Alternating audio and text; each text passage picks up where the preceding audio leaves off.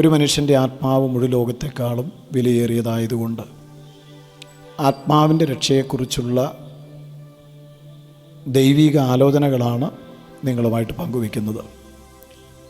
ചില ആളുകൾ ചോദിക്കാറുണ്ട്, നിങ്ങൾ പറയുന്നത് പോലെ മരിച്ച മണ്ണോട് മറഞ്ഞ തീയിൽ ദഹിപ്പിച്ച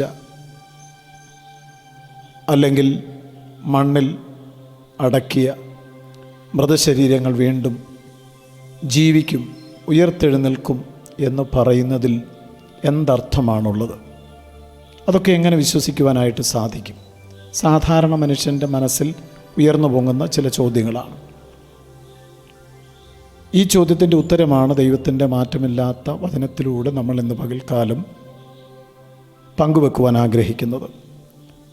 പൗലോസ്ലീഹ തെസ്സലോനിക്കർക്ക് എഴുതിയ ലേഖനം 1 തെസ്സലോനിക്കർ 4 അധ്യായം 14 വചനത്തിൽ യേശു മരിക്കുകയും ജീവിച്ചെഴുന്നേൽക്കുകയും ചെയ്തു എന്ന് നാം വിശ്വസിക്കുന്നുവെങ്കിൽ അങ്ങനെ തന്നെ ദൈവം നിദ്ര കൊണ്ടവരെയും യേശു മുഖാന്തരം അവനോട് കൂടെ വരുത്തും. യേശുക്രിസ്തുവിൻ്റെ മരണം, ജനനം, ജീവിതം, ക്രൂശീകരണം, ഉയർത്തെഴുന്നേൽപ്പ്, ഈ കാര്യങ്ങൾ നിങ്ങൾ വിശ്വസിക്കുന്നുവെങ്കിൽ, യേശു ഉയർത്തെഴുന്നേറ്റു എന്ന് വിശ്വസിക്കുന്നുവെങ്കിൽ തീർച്ചയായിട്ടും ദൈവം നിദ്ര കൊണ്ടവരെയും, ബൈബിളിൽ മരിച്ചവർക്ക് ഉപയോഗിക്കുന്ന ഒരു പദമാണ് നിദ്ര കൊള്ളുക എന്നുള്ളത്.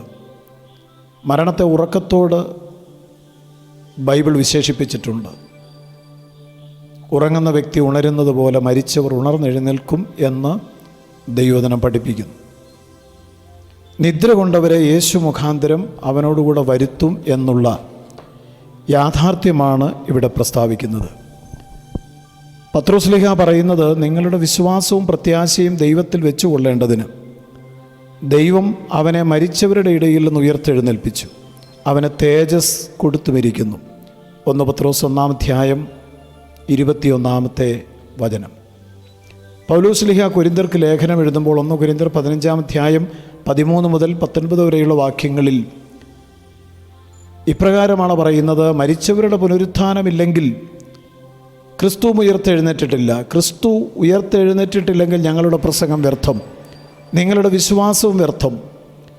നാം ഈ ആയുസ്സിൽ മാത്രം ക്രിസ്തുവിൽ പ്രത്യാശ വച്ചിരിക്കുന്നുവെങ്കിൽ സകല മനുഷ്യരിലും അരിഷ്ടന്മാരത്രേ. ഈ ആയുസ്സിൽ മാത്രം, അല്ലെങ്കിൽ ഈ ആയുസ്സിലെ ജീവിതത്തിലെ കാര്യങ്ങൾ നടത്തിയെടുക്കേണ്ടതിന് മാത്രം ക്രിസ്തുവിൽ പ്രത്യാശ വച്ചിരിക്കുന്നുവെങ്കിൽ സകല മനുഷ്യരിലും അരിഷ്ടന്മാരാണ്. ക്രിസ്തുവിൻ്റെ ഉയർത്തെഴുന്നേൽപ്പാണ്, പുനരുത്ഥാനമാണ്. ക്രിസ്തുവിൽ ജനിച്ച് ജീവിച്ച് മരിച്ച് പോയിരിക്കുന്ന സകലരും ഉയർത്തെഴുന്നേൽക്കും എന്നുള്ള ഉറപ്പ് തിരുവെഴുത്ത് നൽകി തരുന്നത്. യേശുക്രിസ്തുവിൻ്റെ ജഡാവതാരവും മരണവും ഉയർത്തെഴുന്നേൽപ്പുമൊന്നും കെട്ടിച്ചമച്ച ഒരു കഥയല്ല, നിർമ്മിത കഥയല്ല. യേശുക്രിസ്തുവിൻ്റെ ഉയർത്തെഴുന്നേൽപ്പ് തൻ്റെ ശിഷ്യന്മാരിൽ ഒരുവനായ ദിദിമോസ് എന്ന തോമസിനോട് മറ്റേ ശിഷ്യന്മാർ പറഞ്ഞിരുന്നു. പക്ഷെ തോമസ് വിശ്വസിക്കുന്നില്ല. ഞാൻ അവൻ്റെ കൈകളിൽ ആണിപ്പഴുത് കാണുകയും ആണിപ്പഴുതിൽ വിരലിടുകയും അവൻ്റെ വിലാപ്പുറത്ത് കൈയിടുകയും ചെയ്തിട്ടല്ലാതെ വിശ്വസിക്കുകയില്ല എന്ന് പറഞ്ഞിരിക്കുന്നത് യോഹന്നാൻ 20 നാം കാണുന്നുണ്ട്. അവിശ്വാസമുള്ള തോമസിൻ്റെ ഹൃദയം മനസ്സിലാക്കിയ കർത്താവ് ഉയർത്തെഴുന്നേറ്റതിന് ശേഷം പ്രത്യക്ഷപ്പെടുകയും തോമസിനോട്, നിൻ്റെ വിരൽ ഇങ്ങോട്ട് നീട്ടി എൻ്റെ കൈകളെ കാണുക, നിൻ്റെ കൈ നീട്ടി എൻ്റെ വിലാപ്പുറത്തിടുക, അവിശ്വാസിയാകാതെ വിശ്വാസിയായിരിക്കുക എന്ന് പറഞ്ഞു. ഉടനെ തോമസ് പറയുന്നത്, എൻ്റെ കർത്താവും എൻ്റെ ദൈവവുമായുള്ളവേ എന്ന് പ്രതികരിച്ചുകൊണ്ടാണ്. യേശുവിനെ അവിടെ വിളിക്കുന്നത് ദൈവമെന്നാണ്. ചിലർ വിചാരിക്കുന്നു യേശു ദൈവമല്ല എന്ന്. യേശു ഒരു പ്രവാചകനാണെന്ന് മാത്രം വിശ്വസിക്കുന്ന ധാരാളം ആളുകളുണ്ട്. പക്ഷേ ഇവിടെ യേശുവിൻ്റെ ശിഷ്യനായിരുന്ന തോമസ് യേശുവിനെ വിളിക്കുന്നത് എൻ്റെ കർത്താവും എൻ്റെ ദൈവവുമായുള്ളവേ എന്നാണ്. യേശുക്രിസ്തുവിൻ്റെ സ്വർഗാരോഹണത്തിന് ചില നാളുകൾക്ക് ശേഷം സ്തേഫാനോസ് കൃപയും ശക്തിയും നിറഞ്ഞവനായി ജനത്തിൻ്റെ ഇടയിൽ വലിയ അത്ഭുതങ്ങളും അടയാളങ്ങളും ചെയ്തിരുന്നു. ഇതിൽ ആളുകൾ പ്രകോപിതരായി അവനെ കല്ലെറിയുന്നു. ആ സമയത്ത് കല്ലേറുകൊണ്ട് സ്തേഫാനോ സ്വർഗത്തിലേക്ക് ഉറ്റുനോക്കുകയാണ്. അപ്പോൾ താൻ കണ്ട കാഴ്ച അപ്പോസ്തലപ്രവൃത്തിയിൽ രേഖപ്പെടുത്തിയിട്ടുണ്ട്. സ്വർഗം തുറന്നിരിക്കുന്നതും മനുഷ്യപുത്രൻ അല്ലെങ്കിൽ കർത്താവായ യേശുക്രിസ്തു ദൈവത്തിൻ്റെ വലത്തുഭാഗത്ത് നിൽക്കുന്നതും ഞാൻ കാണുന്നു. ഉയർത്തെഴുന്നേറ്റ ക്രിസ്തു ഉയരത്തിൽ നിൽക്കുന്നത് സ്തേഫാനോസ് കണ്ടു. അനേക തെളിവുകളുണ്ട് യേശു ഉയർത്തെഴുന്നേറ്റു എന്നുള്ളതിന്.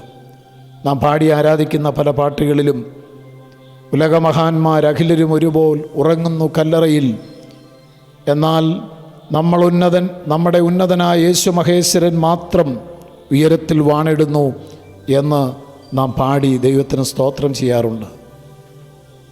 ഇന്ത്യയുടെ രാഷ്ട്രപിതാവായിരുന്ന മഹാത്മാഗാന്ധി മരിച്ച് അടക്കപ്പെട്ട ശേഷം സരോജിനി നായിഡു പറഞ്ഞു, യേശുക്രിസ്തു ഉയർത്തെഴുന്നേറ്റ് വന്നതുപോലെ അങ്ങ് 3-ാം ദിവസം ഉയർത്തെഴുന്നേറ്റ് വന്നിരുന്നെങ്കിൽ.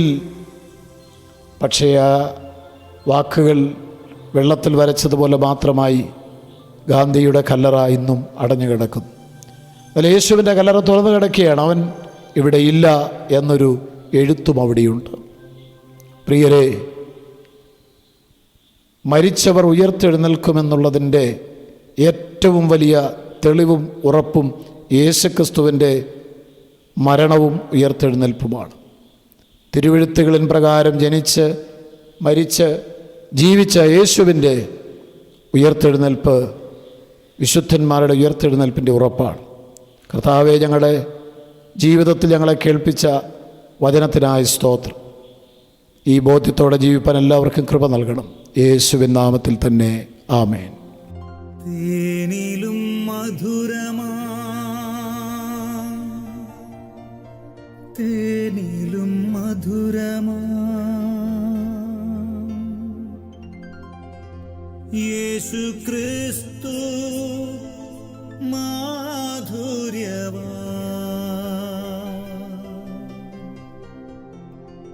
രുചി